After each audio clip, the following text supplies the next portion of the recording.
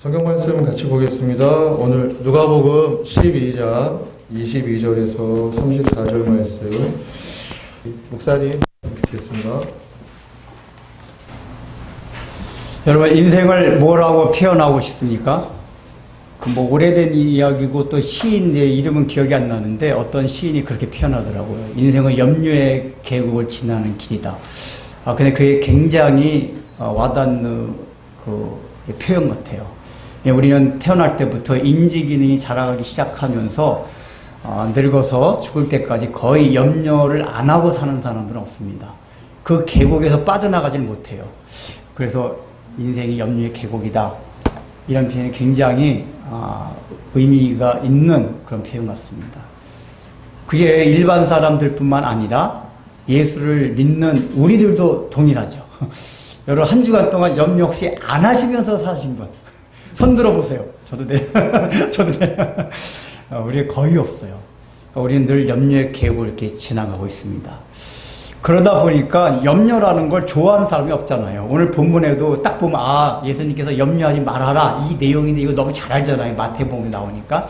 근데 여러분, 우리 마음에 그런 반문이 들어요. 아니 목사님, 누가 염려하고 싶어서 합니까? 염려 안 하려고 해도 안 되니까 염려하잖아요. 우리 마음이 딱 그렇잖아요. 그러다 보니까 이제 그나마 그 염려를 줄이기 위해서 이렇게 대형 서점 가면은 맨 앞에 늘 이렇게 자기개발 코너가 있어요. 그러니까 이게 요즘 사람들이 그 굉장히 중요시 여긴다는 얘기인데, 그 자기개발 코너 칸에 들어가면 가장 이렇게 많이 눈에 뜨이는 책들이 뭐 근심을 더는 법, 불안을 극복하는 길, 멘탈 관리, 뭐 생각 관리, 이런 책들이 굉장히 많아요. 그러니까 실제로 저도 이제 그런 책을 몇 권 이제 본 적이 있는데 실제적으로 굉장히 도움이 될 수가 있습니다. 그러니까 이제 신앙적인 차원에서가 아니라 우리 일상적인 차원에서라도 적어도 좀 염려를 줄일 수 있는 기본적이고 부분적인 차원은 굉장히 좋아요. 뭐 이런 거 있잖아요. 우리가 염려하는 대부분 90%는 일어나지 않는다. 잘 알죠, 여러분들? 그런 걸로 위로하려고 하잖아요. 목사님 설교할 때도. 근데 여러분, 그런 얘기를 하면은 낙천적인 사람들은 그걸 잘 받아들이는데 타고나기를 아주 예민한 사람들이 있어요. 생리적으로. 그런 사람들은 어떻게 생각하죠? 목사님, 그러면 그 일어날 10%가 나한테 해당되면 어떻게 해요? 이런 식으로 생각한단 말이에요. 그러니까 결국은 그런 심리학적인 거나 일반 은총 영역에서 그 우리의 염려와 근심을 덜기 위해서 제시한 해결책들이 온전한 해결책이 안 돼요. 그게 나쁜 건 아니고 괜찮고 순기능은 있는데 완전한 해결책은 될 수 없다.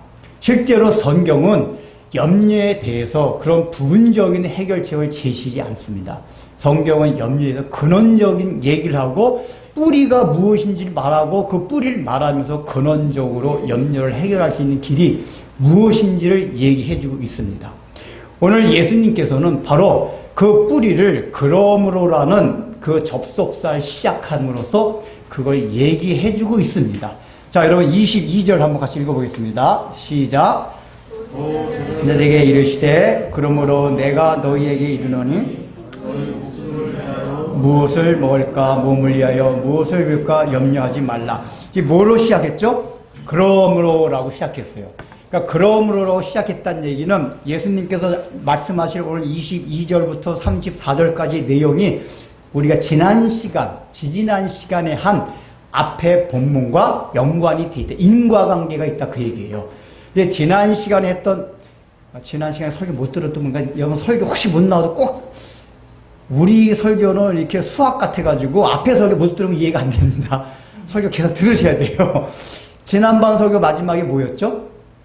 그 어리석은 부자 얘기를 하면서 하나님께 대하여 부유하지 못한 자가 이와 같으니라 했단 말이에요. 그러니까 탐욕을 두 가지 정의를 얘기했는데 그 탐욕을 가지고 사는 사람들은 늘 하나님께 대하여 부유하지 못하다라고 얘기를 했어요. 결국 그 얘기가 뭐죠?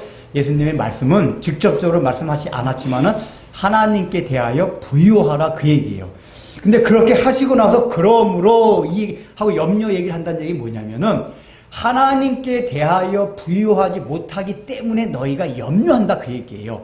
또 다른 말로 하면은 너희가 하나님께 대하여 부유한 삶을 갖게 되면은 염려하지 않게 된다. 그러니까 지난번에 말씀했던 건 그게 하나님께 대해 부유하지 못한 삶의 중심에 있던 게 뭐였죠? 탐욕이요. 두 가지 의미의 탐욕이었죠. 그게 뭐예요? 한번 말씀해 보세요. 첫 번째 탐욕. 그렇죠.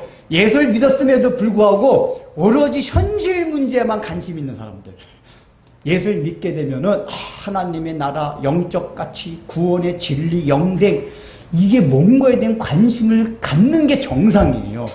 근데 그 정상적인 걸 벗어났기 때문에 탐욕, 그 재산 분할을 요구한 사람 자체가 너가 나를 따라다니고 이미 나를 만났으면은 이제 뭔가 하나님의 나라가 무엇인지 그걸 궁금해하고 질문도 그걸 해야 되는데 넌 여전히 세상에 있는 거.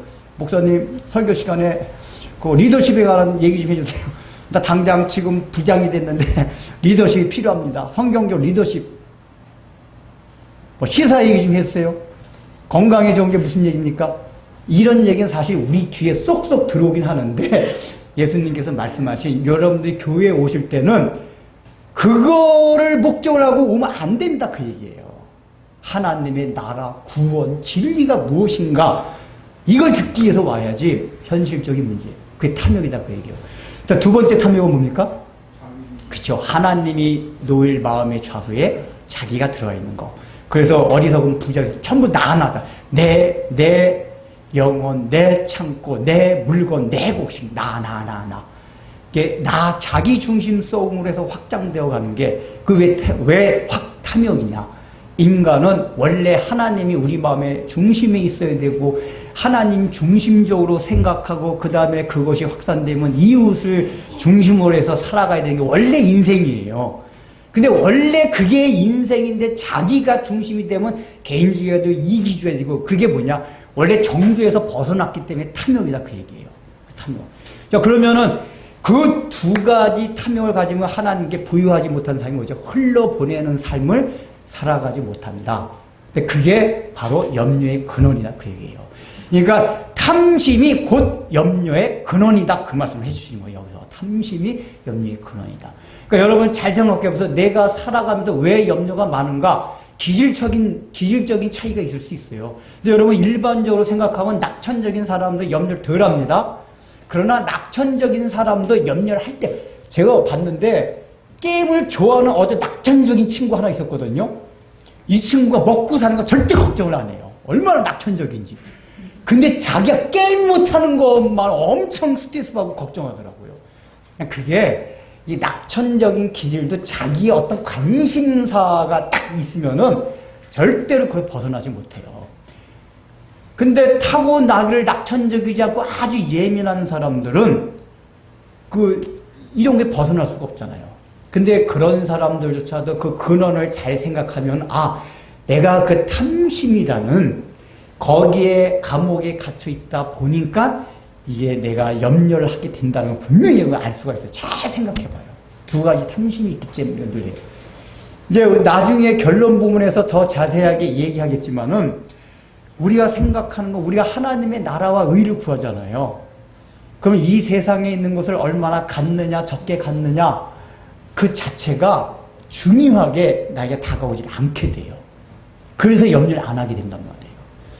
여러분들이 이 전제를 알고 이 본문에 들어가야 돼요. 염려의 근원은 단순하게 내게 조건이 채워지지 아니한 것, 나의 기질적인 차이, 이게 근원적인 게 아니라 내 마음속에 성경에서 말한 그 탐욕을 가지고 살아가기 때문에 근심과 염려가 있다. 그러면서 예수님 말씀을 시작하시는데 이 염려에 대한 얘기를 하시는 게 지난 본문과 연결을 해서 한다는 얘기가 뭐냐면 여러분 마태복음에 이 얘기가 나오죠. 마태복음의 6장에 이 본문 무엇을 먹을까 마실까 염려하지 말라는 얘기 나오잖아요. 근데 누가복음과 좀 달라요, 결이. 그러니까 제가 누누이 말씀드렸지만 이렇게 비슷한 본문은 예수님께서 비슷한 설교를 여러 번 하셨을 수도 있고 한 설교를 했는데 기록자들이 편집해서 할 수도 있는데 이 앞뒤 문맥을 보면은 이 설교는 여러 번 하신 거예요. 산상수훈 하실 때도 이 설교를 하셨고 제자들과 이렇게 갈릴리 여행 통해서 예루살렘 오시는 전도 과정에서 이 설교를 하셨어요. 근데 예수님이 비슷한 설교를 하시면서도 그 상황에 따라서 더 필요한 말씀을 누가복음은 마태복음보다 양이 더 있어요, 내용이. 그게 뭐냐면 나중에 살피겠지만은 너희가 소유를 다 팔아 구제하라는 내용이 나와요. 이거 좀 더 살필 거예요. 적어도 누가복음은 마태복음과 다르게 단순하게 염려하지 말라라는 이 소극적인 명령에 초점이 있지 않고 적극적인 명령이 있어요. 그 나라와 의를 구하라, 소유를 팔아 구제하라, 적극적인 명령이 있어요. 왜냐하면은 염려하지 말라, 염려한다는 그 내용 자체는 근원만 알면은 해결할 수 있는 문제이기 때문이에요.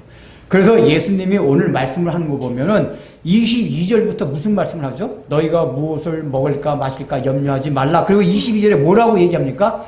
목숨이 음식보다 중하고 몸이 의복보다 중하니라, 그 얘기를 해요. 일단 보세요. 무엇을 먹을까 마실까 염려하지 말라는 얘기, 우리가 앞에 본문을 대입해 보면 무슨 내용입니까? 현실 문제예요. 현실 문제. 그 당시 사람들은 먹고 마시는 게 왜냐, 의식주가 너무 결핍된 삶을 살았기 때문에 현실 문제의 상징과 대표처를 갖는 게 당장 먹고 있는 거예요. 마시는 거란 말이에요. 평균적으로 하루에 한 끼 먹고 살았기 때문에. 그러니까 현실적인 문제에 급급한 상태가 바로 너희가 무엇을 먹을까 마실까 이 얘기란 말이에요. 그러니까 이것 때문에 염려하게 된단 말이에요. 근데 예수님이 22절에 하신 말씀이 뭐죠?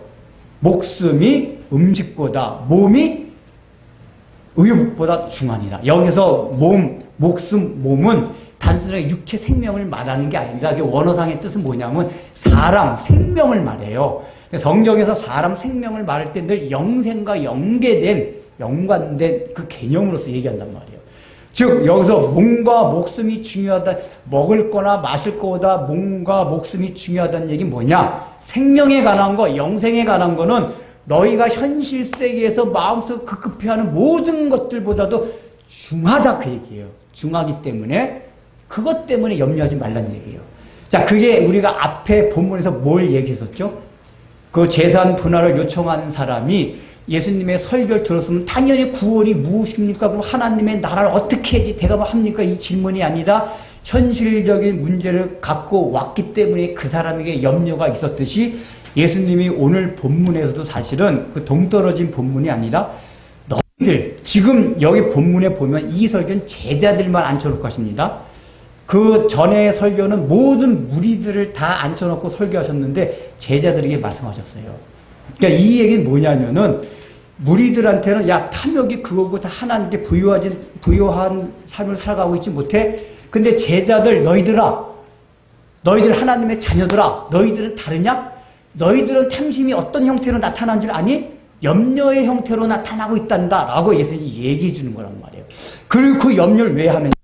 무엇을 먹을까 마실까, 즉 재산 분할 요청한 그 사람과 똑같은 원리로 너희가 무엇을 먹을까 마실까 한다, 그 얘기예요. 이해되시죠? 현실 문제, 제자들도 현실 문제 때문에 이게 근심 걱정을 한다, 그 얘기예요. 그러나 예수님의 말씀은 뭐죠? 생명이 귀하다, 그 얘기예요. 영생이 귀하다, 그 얘기예요. 구원이 중요하다, 하나님의 나라가 중요하다는 것을 지금 말씀해 주는 거예요. 이 얘기는 너희들 제자들도 하나님의 나라나 영생의 가치보다는 이 땅에 눈에 보이는 현실적인 것만 온통 시선을 거기다 두고 살아가는구나 라고 예수님께서 지금 진단을 해주는 거예요. 그 다음에 두 번째 무슨 얘기를 하십니까? 까마귀 얘기를 하세요. 마태복음에서 그냥 공중나는 새를 보라 그랬는데 누가복음 설교에서는 까마귀라고 합니다.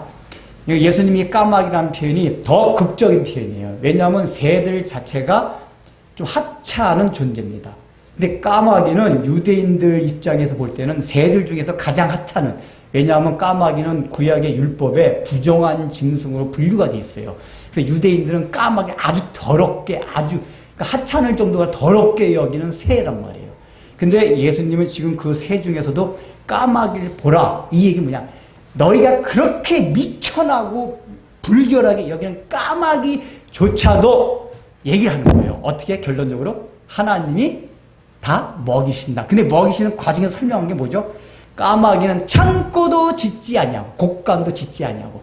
자, 이게 전에 본문에서 뭐와 대비됩니까? 어리석은 부자 비유에서 어리석은 부자가 소출이 많아짐에 창고를 짓고 어떻게 하면 이 더 많은 수확을 창고에 저장을 할까? 지금 그거와 대비시킨 거예요, 예수님이. 지금 어리석은 부자는 창고를 지었어요. 자기 손으로. 내 창고, 내 창고. 내 지금 이 까마귀 하찮은 까마귀는 창고를 전혀 짓지 않았어요. 그럼에도 불구하고 하나님이 까마귀를 먹이신다 그 얘기예요. 이 얘기가 첫 번째는 뭐냐? 바로 그 어리석은 부자가 저질렀던 착오 뭡니까? 창고에 자기는 가득해야지만 내 인생과 내 미래를 보장해 줄 거 생각했단 말이에요. 그 부자의 착각이 그런 말이에요.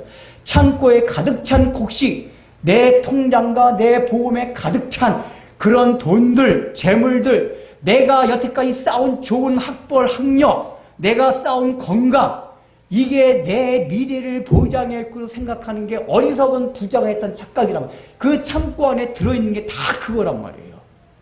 단순히 재물만을 말하는 게 아니라. 그래서 창고를 더 싸고 한 거예요. 근데 까마귀는 그 창고를 짓지 않냐. 이 얘기 뭐죠? 자기를 위하여 쌓아놓지 않아도 하나님 먹이신다 그 얘기예요. 그래서 이게 어리석은 부자의 창고와 대비돼서 까마귀 얘기가 나오는 거예요. 근데 그거와 더불어서 까마귀에서 뭐가 중요한 거죠? 아주 하찮은 존재다 그 얘기예요. 새 중에서 더 하찮은 거. 중요한 건 뭐죠? 하나님의 피조물이에요. 아무리 하찮아도 하나님의 피조물이에요. 까마귀. 여러분 피조물 가운데도 까마귀보다 좀 새는 조금 더 귀합니다. 새보다 우리 인간은 엄청나게 존귀합니다. 왜냐? 인간은 예수를 믿던 안 믿던 하나님의 형상을 입었던 존재예요. 그래서 새보다 훨씬 귀해요. 근데 이 설교를 듣고 있는 제자들은 그 인간 중에서도 어떤 인간? 하나님의 자녀가 된 가장 존귀한 자들이란 말이에요. 그러면 예수님의 말씀은 뭐죠? 그렇게 하찮은 까마귀조차 창고를 만들지 않음에도 불구하고 내가 먹여 살리는데 하물며 새도 아니고 인간도 아니고 믿는 너희들 나의 자녀들이 나를 아버지라고 부르는 너희들일까 보냐 이 얘기란 말이에요. 여러분 믿습니까? 제가 이 설교 준비하면서 약간 이 설교가 들어오려면은 내가 하나님을 아버지로 믿는 믿음이 있어야 돼요. 여러분 하나님 아버지를 믿습니까? 아멘. 아버지를 믿으면 이거 받으셔야 돼요. 그러니까 여러분 교회 와서 설교 들을 때는 그러니까 일단 하나님이 계시나 안 계시나 이런 믿음이 없고 하나님 아버지를 안 받아들이면 특히 우리 교회 같은 경우는 설교가 안 들어와요. 여기 심리학 그러니까 그거 안 믿어 심리학 얘기 쏙쏙 들어와요. 야 걱정에 90%는 일어나지 않는다. 5%만 일어난다. 암벽 등반해라. 어느 누구한테 제가 얘기해줬죠. 저도 이제 개인적으로 조언해줄 때는 설교가 아니기 때문에 그런 얘기 해줘요. 뭐, 걱정 눈 맞다. 취미생활을 좀 위험하고, 막 생명에 막 총괄 같은 그런 취미생활 자주 해봐라. 안반등벽, 가서 안반등벽이 아니라, 암벽 등반, 이런 거 좀 해봐라. 여러분, 암벽 등반, 내가 해보지 않아서 되게 해보고, 나중에 해보려고 그러죠. 그것도 장난감 같은 거 말고, 요세미티 공원 같은데, 설악산 뭐 이런 데 가면 해 그런 데 가면 진짜 그거, 영상으로 봐도 막 오금이 저려요. 여러분 그 순간에 걱정이 있을까요? 없을까요? 없어요. 절대로 걱정 안 일어나요. 그래서 이게 그 일반 심리학에서 나온 얘기예요. 걱정을 안 하려고 그런 취미생활을 많이 해보래. 그러니까 편안한 취미생활 말고 이게 뭔가 위험이 있는 취미생활 하는 동안은 걱정, 근심 그냥 싹 다 달아난대요. 이게 일리가 있는 얘기예요. 그러니까 이런 얘기를 여러분 제가 책 많이 봤거든요. 싹 해지면 귀를 쫑 닫을 거야 아마. 근데 성경이 그게 아니란 말이에요. 하나님이 계신 걸 믿고 하나님이 나의 아버지로 확실하게 받아들이는 사람만이 주실 수 있는 말씀을 예수님이 하셨고 저도 설교 시간에 그걸 해야 된단 말이에요. 그래서 불가피하게 이제 그 얘기는 안 합니다. 예를 들어서 했지만 하나님 아버지를 모셨기 때문에 받아들이세요. 하나님 아버지 우리가 어렵고 힘들 때 아버지 저도 그런 때가 있었어요. 기도 너무 힘들면 기도도 안 나와요. 그러니까 아버지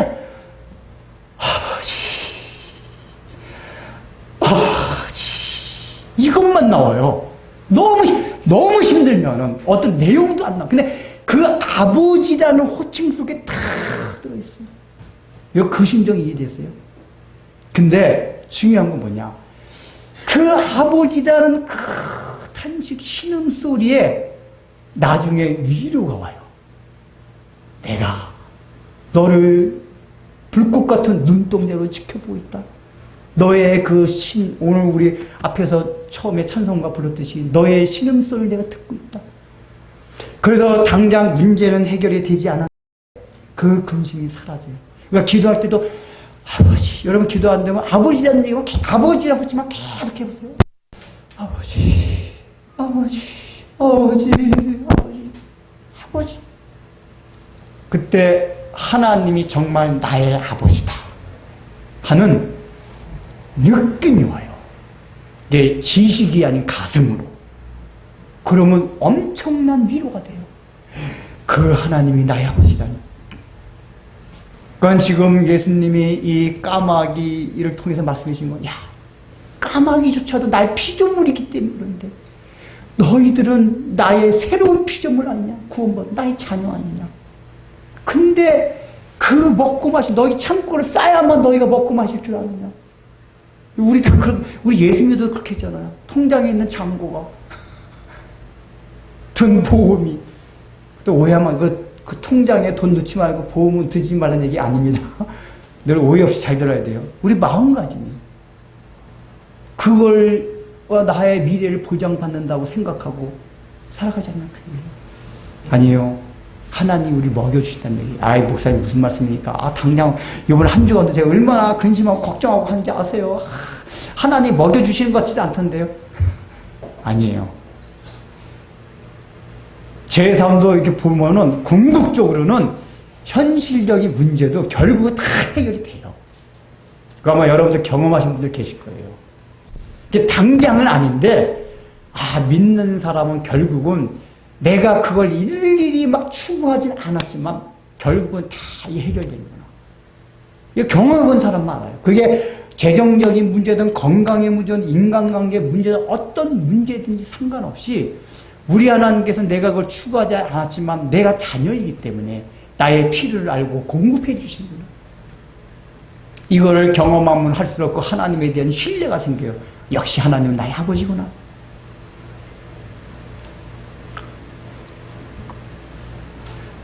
그러면서 이게 그 다음에 들풀 얘기가 나오잖아요. 저 광야에 피는 백합화를 펴라.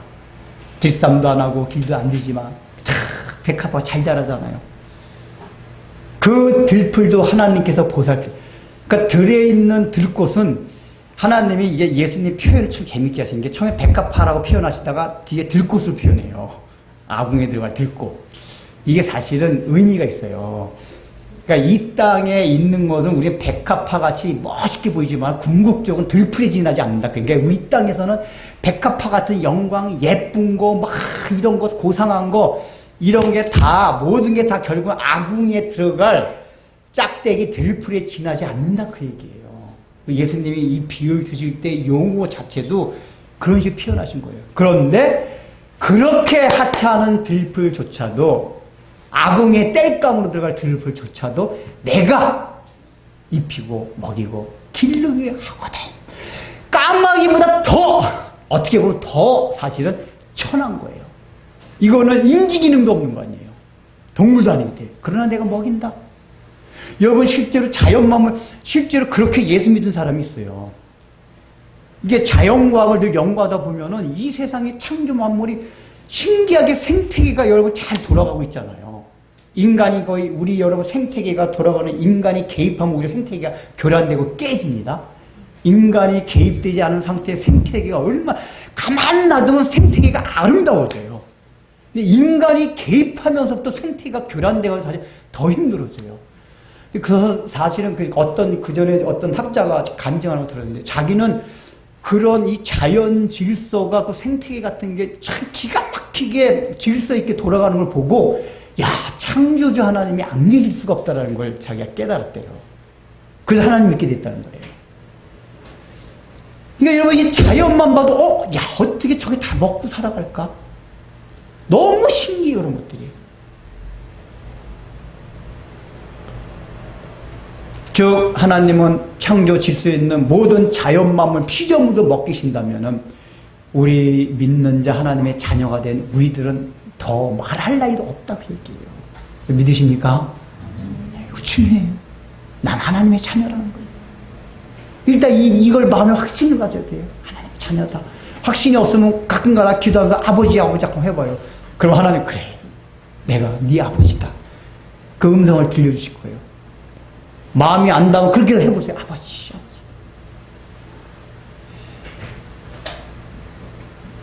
결국은 예수님께서 지금 이 본문에서 염려하지 말란 얘기에서 전의 본문과 연관해서 성경은 그 두 가지 탐심 얘기 다 하신 거예요. 그렇죠?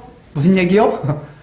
현실 생활의 급한 그 모습. 또 내 중심성이 뭐죠? 내가 삶의 주인이 되었다 그 얘기예요. 내가 내가 쌓아놓은 창고의 물건, 곡식 때문에 나의 미래를 보장한다는 게 그게 자기 중심성의 확산이란 말이에요. 원래 아담과는 하나님이 먹여 살리도록 돼 있기 때문에 자기가 쌓아놓지 않아도 돼요. 아담과가 하나님으로부터 죄로 인해서 분리가, 원래 이러면 선악과 따먹은 본질이 그거라고 했잖아요. 뭐다? 자기가 주인, 인간이 윤리 도덕적인 죄가 아니라 선악과를 내 스스로 결정하게 되었다 그 얘기예요. 인간이 하나님의 모든 게 결정권이 있는데 아담과가 그 선악과를 따먹은 본질이 뭐냐면은 내가 인생의 결정권자가 된 거예요. 그게 죄의 본질이란 말이에요. 이거 잘 이해하셔야 돼요. 그렇게 되니까 하나님과 분리가 됐어요. 내가 그게 자기중심성이에요. 그러니까 그때부터 아담은 두려운 거예요. 그래서 최초로 가인이 뭘 쌓죠? 성을 쌓아요. 상세히 보면. 성을 쌓은 게 뭐죠? 어리석은 부자가 지은 창고 같은 거예요.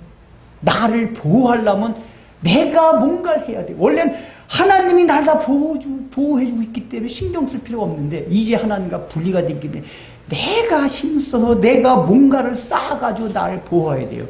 그게 인류가 쌓았던 성의 유래가 사실 그런 겁니다. 인류 성 자체가 인류 역사 가운데도 나를 보호하고 우리말을 보호하고 내 힘으로. 주 예수님은 오늘 본문에서 그 두 가지 탐심을 지적해 준 거예요. 제자들아, 너희도 그런 탐심 있지 않니? 그래서 사실 염려하는 거다 그 얘기예요. 그런데 예수님은 소극적인 명령 염려하지 말란 얘기가 아니라 그 다음에 적극적인 명령으로 다만 너희는 그의 나라와 그의 의를 구하라라고 얘기해요. 이건 마태복음은 나와요. 그런데 그 뒤에 33절에 너의 소유를 팔아 구제하라. 자, 여러분 이게 맥락상 이해가 되십니까? 안 되십니까? 염려하지 말란 얘기하다 갑자기 너의 소유를 다 팔아 구제하라. 이게 마지막 명령이에요. 적극적 명령이에요. 그러니까 부정적 명령이 염려하지 마라, 근심하지 말라 이건데 이 본문 안에 나타난 적극적인 명령은 하나님의 나라와 의를 구하라. 더 적극적인 건 구체적인 거. 뭐죠? 너 소유를 다 팔아서 구제해. 더 적극적인 명령이에요. 왜 예수님이 이 명령을 하셨냐? 이 기독교 신앙 진리는 뭐가 있냐면은 소극적인 명령으로 이루어지는 게 아니라 적극적인 명령을 통해서 소극적인 명령까지 이루어져요.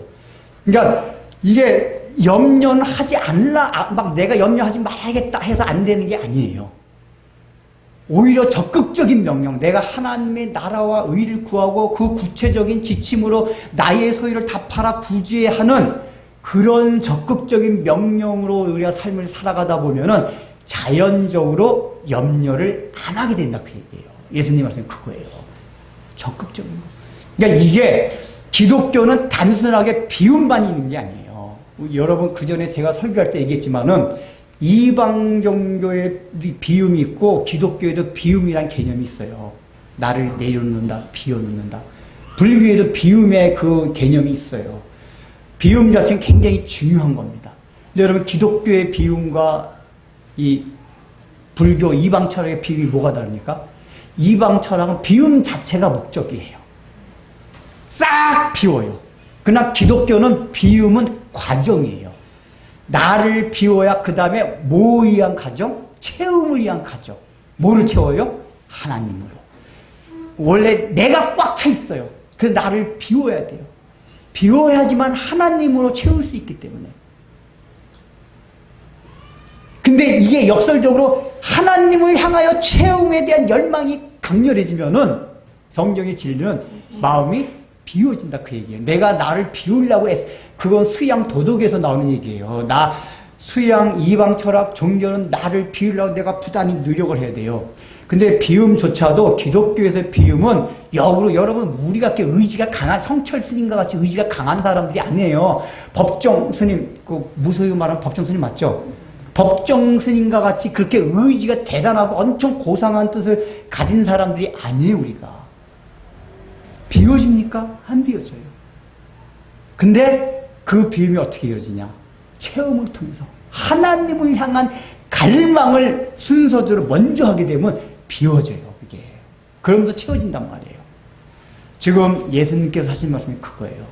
그의 나라를 구하고 너희 소유를 다 팔아 구제하라. 자, 그러면 이제 이 말씀을 이제 드리겠습니다. 그의 나라와 그에 대한 구체적인 게 지금 너희 소유를 팔아 구제하라. 그러면 이게 1차적으로는 어떻게 우리한테 들려집니까? 재물에 대한 구제로 우리가 딱 떠올려요. 이게 1차적으로 맞아요. 그래서 이러한 본문 때문에 기독교 역사 가운데 기독교가 가는 곳은 늘 구제가 있었어요. 여러분 우리나라도 선교할 때 선교사, 미국 선교사들이 우리나라 얼마나 많이 물질적으로 많이 도와줬습니까? 6.25 동란으로 고아가 많이 생겨 어려운 사람 생겼을 때 특히 선교사들을 미국 교회들 중심으로 해서 우리 한국의 어려운 사람을 도와주고 양로원 세우고 고아원 세워가지고 구제 활동을 많이 했어요.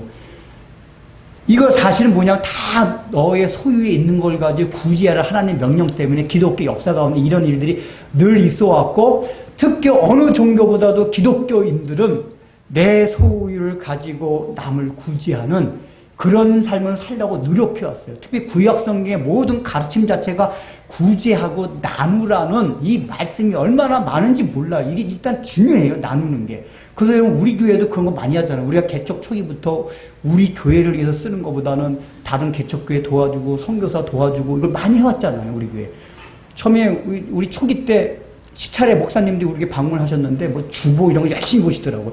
뒤에 재정 보고 전 한 번도 안 봤는데 그 목사님 왜 이렇게 관심이 많은지 보시더니 유 목사님 뭐 여기 20명분이 안 된다면서 왜 재정이 이렇게 중형교회 재정이야 막 그러시더라고요. 그러면 주보도 보시더니 왜 동네 선교사 이렇게 많아? 개척교회가? 그러면서 저한테 뭐라는지 아세요? 아니 홍보 좀 해, 홍보. 감자탕교회가 그래서 성장을 했대요.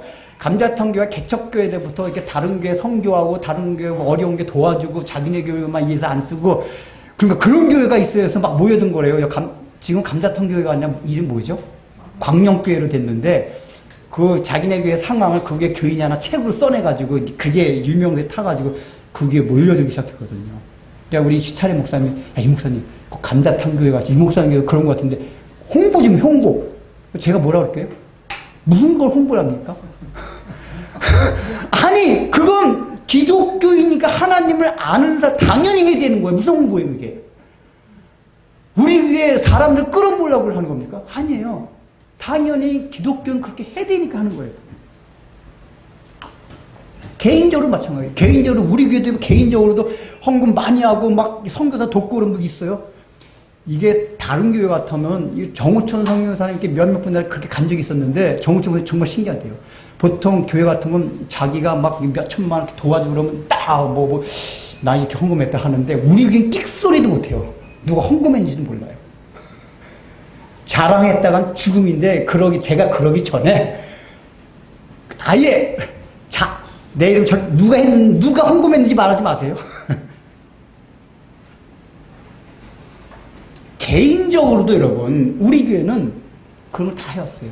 우리 교회 또 여러분 연말만 되면은 우리 교회에 대해서도 어려운 사람, 실제 경제적으로 어려운 사람을 이렇게 잘 우리가 봐가지고 진짜 어려우면 우리가 뭐 도와주고 해요. 그런 건 잘 하는 거예요. 그냥 기독교 굉장히 근간 흐르는 정신 가운데 우리의 소유를 가지고 구제하는 게 굉장히 기본적인 주님의 명령이기 때문에 그렇단 말이에요. 여기다 동의하시죠? 그러기 위해서 여러분도 그런 삶을 살아야 돼요. 예수 믿는 사람이 깍쟁이라는 소리 하면 안 돼. 제발. 예수 믿는 사람이 어디 식당 가가지고 딱 요금이래 뭐지? 밥값 낼 때 신발끈 묶고 있고 그러지 마세요. 먼저 가서 내고 목사님 이거 교회 헌금활동, 그 헌금활동 가지고 식사값 하세요.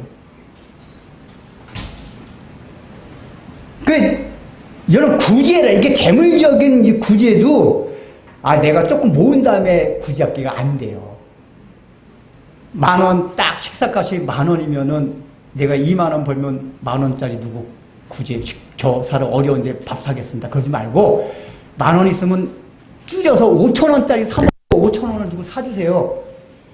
13평짜리 집 살 때 나 25평짜리 옮긴다. 13평짜리 있을 때 거기서 최선을 다해서 구제해야 돼요. 안 그러면 여러분 우리 평생 구제 못해요. 우리가 있는 그 형편에서 해야 된단 말이에요.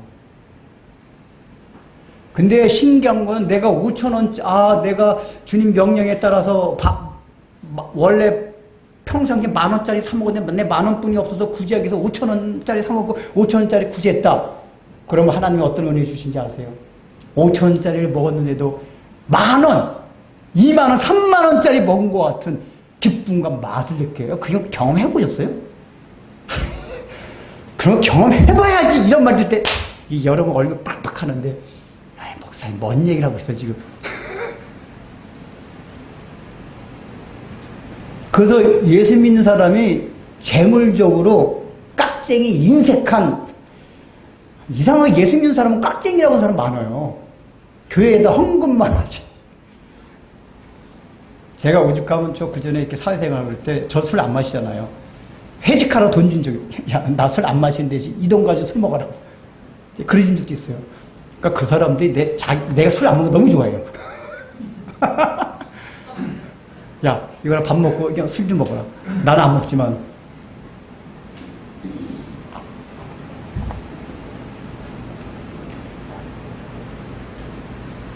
근데 여러분, 예수님이 왜 이 말씀 하셨을까요? 갑자기 또 염려하지 말라는 얘기에서. 그게 마지막 34절에 있어요. 읽어보겠습니다. 시작. 너희 보물 있는 곳에는 너희 마음도 있으리라. 자, 이 얘기가 뭐죠? 보물 있는 곳에 마음이 간다는 얘기는 내용이 형식을 따라, 원래는 내용이 있어야 형식이 있는 거 아니에요. 이 얘기가 마음이 먼저인데 원래는 우리가 삶을 살아가다 보면은 형식에 따라, 형식의 내용이 따라가는 경우가 굉장히 많아요. 사람들이 예비군복만 입혀놓으면 망나니가 된다잖아요. 직장에서 말짱한 사람들이, 실제 제가 그전 예비군 훈련 가보면 막 그 쭈쭈바 있잖아요. 모자를 또 뭐 삐딱하겠어. 왜 그렇게 삐딱하겠어? 그 끈도 대강 갖고 빡 빨고 이래요. 애들같이. 그 교관, 그 이유는 뭐냐? 예비군복을 입혀서. 딱 직장에서 양복 입고 갈 때 어디 막 쭈쭈바 빨고 막 이래요. 신발끈도 막 하지 끼고. 근데 이게 우리 인생은 형식이 내용을 이렇게 이 보물 있는 곳에 마음이 가냐, 그 의미란 말이에요. 즉 이게 뭐냐, 너희가 보물 있는 재물, 그 재물을 너희가 소유를 팔아서 쓰는 거에 따라서 너희 마음도 그렇게 간다, 그 얘기예요. 그러니까 우리의 본성 자체는 우리의 소유를 팔아가지고 하기가 너무 힘들어요. 근데 역설적으로 너희가 한번 소유를 팔아가지고 구제를 해봐. 그러면 그때부터 우리의 마음도 거기에 따라가가지고 실제 구제해보니까 내가 가난해지지가 않네? 내가 고통스럽지가 않네? 슬프지가 않네? 오히려 행복하네? 이 마음이 온다. 경험하게 된다. 그렇단 말이에요. 역설적으로 예수님께서 이런 걸 통해가지고 구체적으로 먼저 행동을 해봐라, 그 얘기예요. 그게 바로 구제를, 소유를 팔아 구제하라는 얘기란 말이에요. 그럼 이 소유라는 게 단순하게 재물만을 말합니까? 1차적은 재물이에요. 그러나 여러분, 예수님께서 우리 전 본문과 오늘 본문을 통해서 말한 소유라는 게 뭐죠? 창고예요. 내가 이게 있어야만 내 인생과 내 미래를 보장해 주겠다고 생각하는 모든 것, 이게 창고고 소유란 말이에요. 즉, 이 소유를 팔라는 얘기는 창고를 허물라, 너 힘으로 창고를 짓지 말라, 이의 소유를 팔라는 얘기예요. 여러분, 그럴 의향이 있으세요? 목사님 무슨 얘기예요? 내가 벌어놓은 통장의 돈이 내 미래를 보장하죠. 무슨 다른 게 보장합니까? 내가 잘 쌓아놓은 학벌이 나를 보장하죠.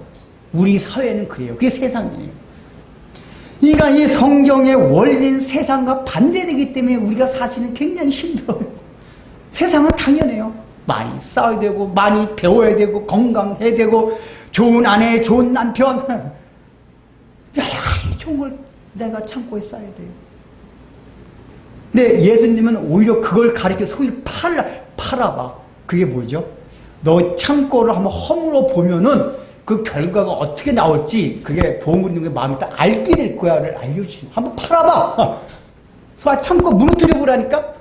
이거 어떻게 무너뜨려요? 소를 어떻게 팔아요? 팔아봐.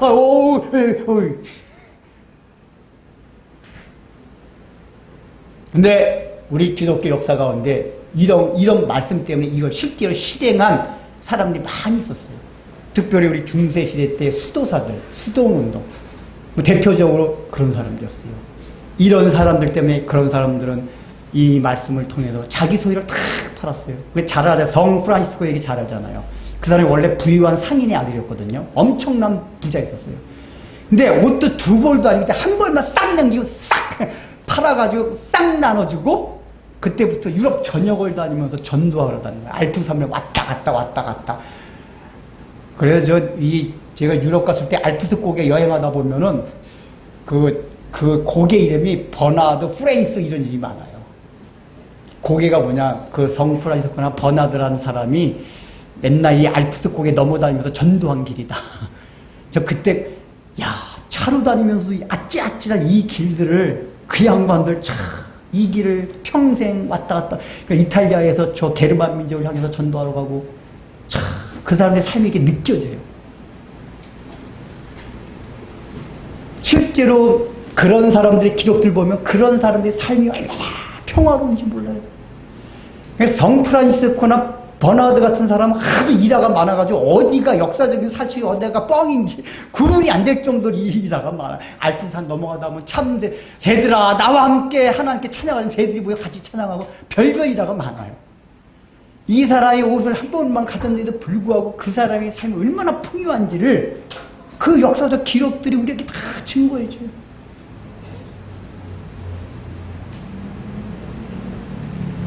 근데 좀 주의할 게 있어요. 이게 이제 중세시대 수도운동이 두 가지로 갈라지는데, 하나는 베네딕트 수도운동 해가지고 이 사람들 진짜 자기 걸 다 소유를 버렸어요.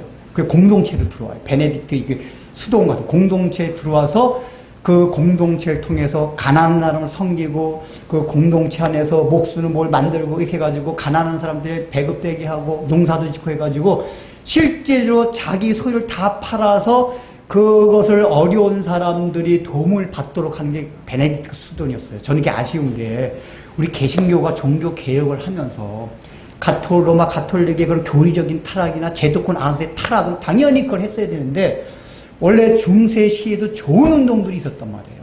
그런 수도운동 같은 거. 그런 거 우리 개신교에서도 잘 전통을 이어받아서 살렸어야 되는데 그게 너무 아쉬워요. 물론 오늘날 개신교 같은 데 가면은 그런 운동이 있긴 있어요. 전 여행 갈 때마다 꼭 그런 데 찾아가 보는데 그 베네딕트 수도원이 대표적인 거예요. 그래서 그 사람도 실제로 소유를 팔아서 그러니까 자기 개인 재산이 많건 적건 싹 팔고 공동체에 다 혼나고 해요. 그때부터는 자기 재산 없어요. 공동재산이에요. 그리고 거기서 놀고 먹는 게 아니라 다 열심히 일해. 그 수도원 정치 중요한 게 뭐냐, 육체 노동은 신성하다. 그래서 낮에 농사를 짓든지 목수 일을 하든지 부엌에서 일을 하든지 일을 해야 돼요. 놀고 먹는 거 없어요. 왜냐? 놀고 먹는 게으름 가운데 죄 같아요. 성경의 원리가. 우린 일하지 않으면 여러분 좋을 것 같죠? 안 그래요. 로또가 당첨돼도 일을 해야 돼요. 로또 당첨돼도 일하지 않으면 망하는 거예요. 왜냐? 일하지 않고 게으름 가운데 죄 같아요. 그래서 수도원들은 늘 낮에는 열심히 땀을 흘려서 일했어요. 열심히 각자가 작품했어요. 그 저녁 때를 성경 연구하고 묵상하고 기도하고. 근데 그런 사람이 너무 행복했어요. 근데 수도운동 가운데 이렇게 하지 않고 소유는 다 버렸어요. 근데 사막으로 들어간 수도사도 있었어요. 저 사막 이집트, 실제로 그 이집트 이 북쪽에 수단 북쪽 사막이 많거든요. 이런 데 수도사에 엄청 들었어요. 소유는 다 버렸는데 그 다음에 팔아가지고 가난한 사람 구제는 안 하고 소유를 버린 것으로 그거 뭐죠? 소유를 버린 것 자체는 좋아요. 버림으로써 자기 마음이 평안 얻는 거예요. 이게 엄청난 마음의 평안을 줍니다.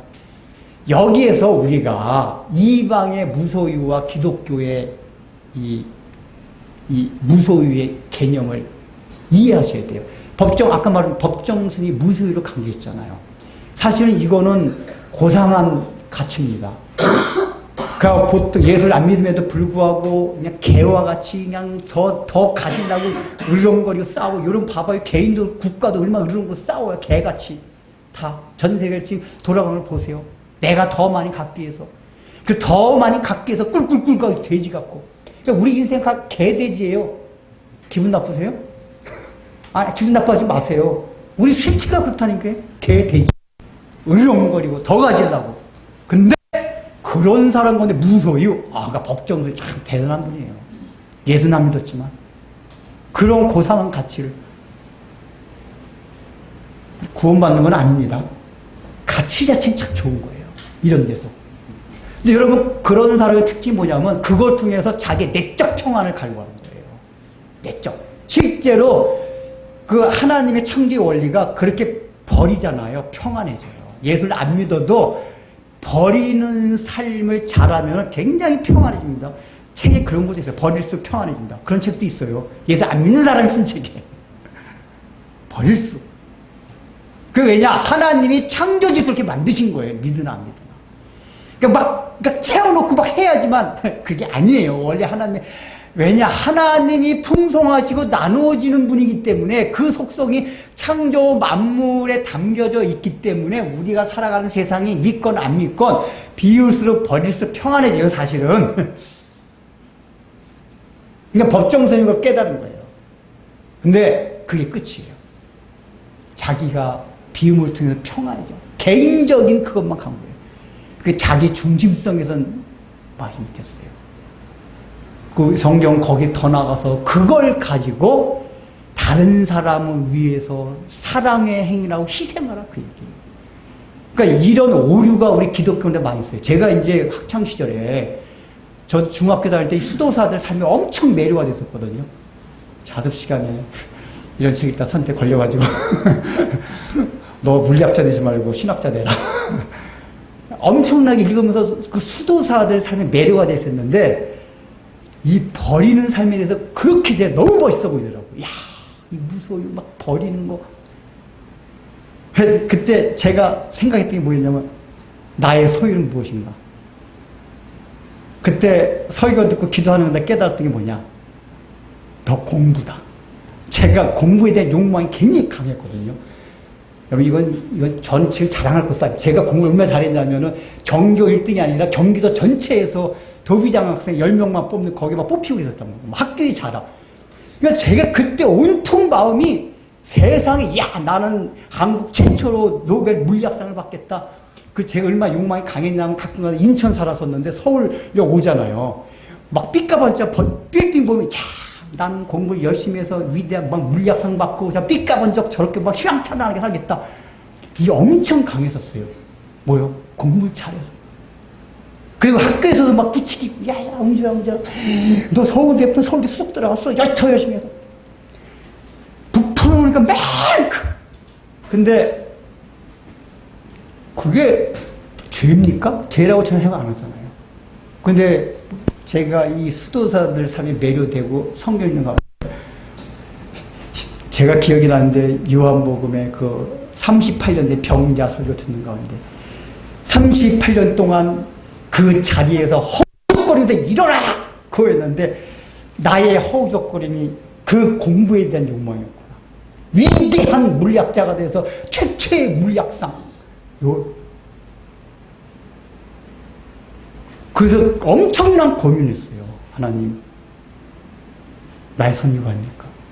그리고 궁금해지기 시작한 게 뭐가 보이냐면 내가 그때 행복했거든요. 나름 이게 학교 가도 칭찬받고 교회 가도 칭찬받고 주변 모든 사람 칭찬해주고 저는 학교 다닐 때 공부 재미로 했어요. 아, 이런 얘기하면, 아, 저 새끼, 아, 재수없는 새끼. 아니, 이거는 할 수 없이 얘기하는 거예요. 그러니까, 공부를 재미있다는 얘기 얼마나 공부가 재밌어요, 그냥. 영어 빼놓고. 영어 그거 빼놓고. 그러니까 학생은 공부하기 싫어서 불행한데, 저는 공부를 좋아했으니까 얼마나 행복했겠어요. 근데 그런 의미에서요. 너 지금 행복한 근원이 어디서 나온 거냐? 그게 막 고민되더라고요. 내가 이 공부 때문에 내가 행복한 거 아닌가?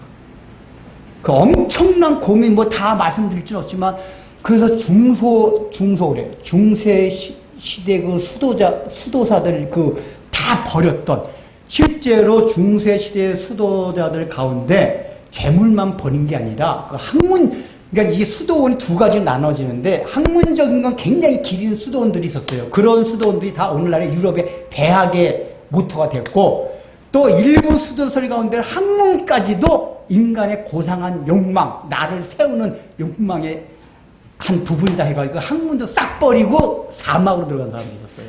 근데 저는 후자 쪽에 더 매료된 거예요. 후자의 수도원이 수도사들. 너무 멋있다.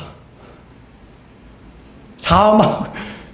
그래서 그런 이제 여러 가지 고민이 있지만 그런 것을 하는 끝에 반대를 무릅쓰고 고등학교 2학년 여름방학 때 2주간 기도를 해서 그 인생에 대해 중대한 결단이잖아요. 이게. 일로 가면 끝. 그래서 기도하고 나서 결정하고 학교 이제 그만뒀어요. 근데 제가 지금 생각하면 그리고 나서 노가다 하고 고물장 가장 천하다 가면 직업 일부 했단 말이에요. 근데 그게 이제 얻은 유익도 있지만 잘못된 게 뭐냐. 학생들, 목사님이 다 그렇게 하면 잘못된 거다. 너 학교 그만두면 안 돼. 아니, 제가 간과했던 게 뭐냐. 버리는 데만 초점을 둔 거예요. 근데 제가 개혁주의 신학을 통해 알게 된 게, 아, 하나님이 나에게 주신 적성이 학문에 있었다면, 내가 마음 자체에서만 그 소유를 내 공부를 잘해서 내 영화를 꿈꾸고 내가 뭐 물리학상을 받고 하는 내 개인적인 그것만 내려놓고 그걸 버리고 내가 가진 학문적인 그걸 가지고 다른 사람을 섬기는 거 다른 사람 공부할 수 있고 요새 우리 현재가 그러더라고요. 목사님 제가 공부 수학 같은 거 잘했기 때문에 우리 교회 어려운 학생 공부 가르쳐 주겠습니다. 얼마나 귀해요. 그러니까 사실 하나님이 원하셨던 건 그게 더 귀한 삶이었어요. 근데 저는 이제 그때만 해도 그걸 깨닫지 못했기 때문에 버리는 데만 그냥 막 매료가 돼버려가지고 그냥 소유를 싹 버리는 거. 근데 물론 그걸 통해서 주신 영적 유익이 있어요. 그게 뭐냐? 아, 이렇게 하니까 정말 행복하구나. 이거 염려하지 않는다 그랬잖아요. 그러니까 이게 실제로 소유를 다 판다는 얘기는 두 가지 탐욕을 다 버린다는 얘기예요. 근데 제가 실제로 그렇게 해보니까 제가 가끔가다 한 얘기 있잖아요. 나의 일생 가운데 가장 행복했던 때가 그때예요. 왜냐? 아무 염려가 없어요. 그때는 정말. 병들어도 염려가 없고 돈이 안 벌려도 아무 염려가 없어요.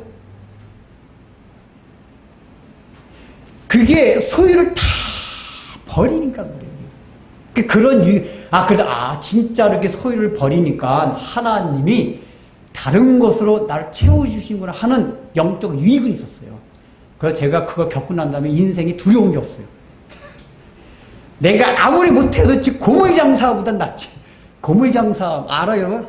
순이 엄마, 순이 아빠가 싸우다가 냄비 찍어서 양을 다 봤습니다. 쨍강. 아 요즘 너희들 검정 고무신 만화 영화에 나와. 쨍강. 그 노가다 가서 이 병진 새끼 그 유익이 그거예요. 제가 학교 다닐 때 머리 좋은 줄 알았거든요. 근데 노가다 현장에 가보니까 제가 진짜 돌대가리더라고요. 그 어르신 야 이 병신 새끼 이 돌대가리 새끼 막 그거 수없이 들었어요. 처음에 기분이 나빴는데 나중에 가만 생각하니까 진짜 제가 돌대가리더라고요. 공부만 잘했지 일머리는 꽝이에요. 제가 보니까 이 돌대가리 진짜 더 그 머리 좋다고 껍죽거렸냐? 여러분 인생에 하나님이 주신 영역이 제가 그때 굉장히 겸손해졌어요. 그 공부 좀 잘한다고 껍죽거리고 얼마나 그게 우스운 건지 하나님이 주신 영역이 다 다르고 이 노가다 현장에서 그분들이 어이구, 위대하신 분이네. 이렇게 어떻게 머리가 좋으십니까? 제가 이게 가짜로 그런 게 실제로 제 마음에 그런 일들이 있었어요.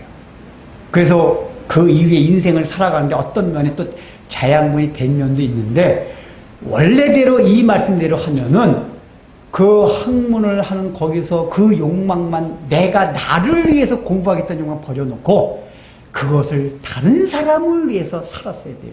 우리 학생들과 공부 열심히 해야 돼, 말아야 돼? 열심히 해야 돼. 왜 해줘? 남 주기 위해서. 거창고등학교 교훈이 이런 거 얘기 들으면 안 믿는, 목사님 그 쓸데없는 우리는 공부도 왜 하냐? 남 주기 위해서. 그럼 목사님 안 하죠? 이놈 자식들아, 남 주기 위해서 더 열심히 해야지. 남 주기 위해서. 그렇죠. 이제 그런 생각이 들어요. 지금 제가 걱정이 되는 게, 앞으로 AI가 발달되면 될수록 직업의 편차가 굉장히 커질 겁니다. 이제 앞으로 문과 전공한 사람도 직장 가기도 힘들 것 같아요. 이과 중에서도 AI 쪽 관계된 직종만 막 뜨지, 그렇지 않은 직종은 사양산업 죽어가고, 그러니까 월급도 엄청난 차이가 나고. 얘들아, 공부 열심히 해서 AI 쪽 한번 해봐. 그냥 월급 너 다른 사람보다 수백 배, 수천 배 많이 받을 거야. 어떻게 되지? 100분의 9만 너네들이 갖고, 100분 잘못 맛을 잘못 얘기야. 10분의 1, 10분의 1만 국을 갖는 게 아니라 10분의 1만 드리는 게, 10분의 1만 너희들이 갖고 10분의 9는 AI 직종이 안 나서 월급 받지 못하는 너 주변 사람들에게 나눠주라, 그 얘기예요. 우리 예수 믿는 사람 마음 그래야 돼요. 아이고, 나는 하나님의 축복받아서 다른 사람의 수백 배 월급 받고 그냥 띵가띵가 그러지 말고, 예수 믿는 사람이 그렇지 않으면 부끄러운 줄 알아야 돼요. 얘들아, 공부 열심히 해야지. 열심히 해서 남 줘야 돼요. 근데 여러분, 공부를 잘해도 자기 소유를 버리면 공부도 잘 됩니다. 이런 얘기 다 시간 없는데 실제예요. 자기의 소유를 딱 버릴 마음 먹잖아요. 공부가 잘 돼요. 집중이 잘 돼요. 그래서 하나님이 이 소유를 팔아서 구제할 수 있도록 환경을 만들어주세요. 공부. 돈이면 돈, 건강이면 건강. 이것도 얼마나 아름다운 일들이에요. 근데 우리 예수 믿는 사람은 똑같아요. 이놈 새끼야, 너 새끼야, 공부 못하면 어떻게 된 줄 아니? 저 봐라, 쟤 봐라. 학교 똥통대학 나오니까 직장도 똥통 직장 들어가지 않고 그냥 인생이 똥통 인생 되지 않냐. 그게 일반적인 세상에선 맞는 말이에요. 근데 우리 예수 믿는 사람에게 해당이 안 돼요. 여러분, 눈동자 보니까, 목사님 아무리 그래도 전 안 봐. 이게 아까 제가 처음에 서두르겠어요. 단순히 염려하지 마라, 그 아니에요. 근데 이렇게 살잖아요. 소유를 팔아 남을 섬기는 그 구제하는 삶 살아가잖아요. 그러면 자기께 다 내려지는 거예요. 근데 그 다음부터 뭐죠? 염려가 안 돼요. 제가 조금 전에 말씀드렸잖아요. 제가 아까 그렇게 극단적인 선택은 잘못된 거지만 그걸 통해서 주신 유익 가운데 하나가 뭐냐? 야, 실제로 내 걸 이렇게 비우니까 염려라는 게 없구나. 제가 그거 경험했다. 그러니까 제가 그 다음부터 뭐 염려하겠어요, 안 하겠어요? 여러분 이렇게 볼 때 제가 엄청 염려하면서 살아가는 것 같습니까? 지금도 빚에 허덕이고 있어요. 근데 뭐 염려 안 해요. 그냥 최선을 다 갚아 나가면 되는 거지. 왜요? 어차피 하나님이 이것도 해결해 줄 거예요. 전 그걸 믿습니다. 믿어요.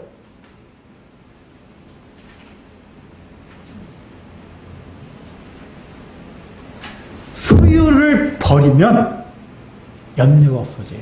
이 예수님 말씀하신 게 그거예요. 염려를 안 하려고 하는 게 아니에요. 염려하는 근원 속에 있는 게 두 가지 탐심이 있어서 그렇단 말이에요. 근데 예수님께서는 그 두 가지 탐심을 없애기 위해서 마음이 가는 곳에, 보물이 가는 곳에 마음이 가니까 소유 한번 버려봐. 그리고 그걸 위해서 남을 구제하는 데 써봐. 라고 예수님 말하는 거예요. 그럼 어떻다? 그 다음부터 염려하지 않는 삶을 살게 된다. 그거는 기질적으로 내가 염려를 많이 하느냐 이거 아무 상관이 없어요. 낙천적이냐 뭐 이런 거 상관없어요. 그렇게 하면 내가 염려라는 감옥에서 해방이 돼요. 그 염려라는 그 계곡 속에서 하늘의 음성을 듣게 돼요. 맨날 나와 나를 향한 그 메아리 속에서 갑자기 하늘 위에서 오는 하나님 그 아버지의 음성을 듣게 돼요. 그 음성을 들으면서 그 계곡에서 탁 떠가지고 그 계곡 위에 있는 푸른 초원 위로 하나님께서 우리를 누이게 할 것입니다. 어떨 때 여러분들의 소유를 팔아 구제하십시오.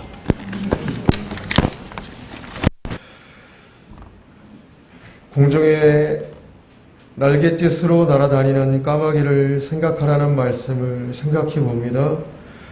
들에 핀 백합화를 생각하여 보라 라는 말씀을 생각해 봅니다. 하나님이 입히시고 먹이시고 기르시는 것을 왜 우리가 의지하고 믿지 못하고 있는지를 되돌아볼 수 있는 오늘의 이 자리가 될 수 있도록 은혜를 허락하여 주시옵소서. 나는 왜 헌금을 하는 겁니까? 나는 왜 하나님께 내 소유를 바치는 것입니까? 그것이 무엇을 의미하는지 생각하며 하나님 앞에 마음을 드릴 수 있는 우리 모두가 되도록 은혜를 더하여 주시옵소서. 예수님의 이름으로 기도드립니다. 아멘. 이제는 우리 주 예수 그리스도의 은혜와 하나님의 사랑하심과 성령의 말씀으로 깨닫고 은혜 허락하여 주심이 염려의 계곡에 메아리 치는 하나님 아버지의 음성의 말씀을 다시 한번 마음에 새기며 너희 보물이 있는 곳에 너희 마음이 있느니라. 왜 우리가 우리의 소유에 집착하지 않고 섬기고 나누고 봉사하며 사랑의 사람이 되어야 할지를 다시 한번 마음 수그려 하나님 앞에 결단하며 우리의 삶을 되돌아보기로 작정한 진리의 빛교회 귀한 성도님들의 인생의 자리와 영혼의 자리 위에 이제로부터 영원토록 함께 있을지어다.